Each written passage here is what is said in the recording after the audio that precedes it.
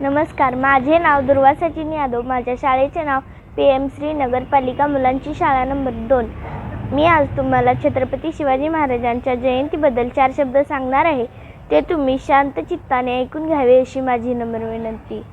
घासल्याशिवाय धार नाही तलवारीच्या पातीला, घासल्याशिवाय धार नाही तलवारीच्या पातीला.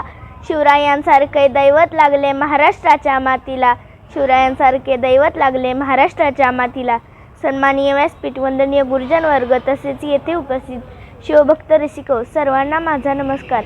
आज 19 फेब्रुवारी आपण छत्रपती शिवाजी महाराजांची जयंती साजरी करीत आहोत. छत्रपती शिवाजी महाराजांचा जन्म 19 फेब्रुवारी 1630 रोजी शिवनेरी किल्ल्यावर झाला. साऱ्यांच्या आसमंती आनंदाची उधळण झाली. त्यांच्या पोटी एक तेजस्वी सूर्यप्रताप जन्माला आला, म्हणजे छत्रपती शिवाजी महाराजांचा जन्म झाला. छत्रपती शिवरायांनी 1645 मध्ये आपल्या मावळ्यांसह स्वराज्य स्थापनेची प्रतिज्ञा केली.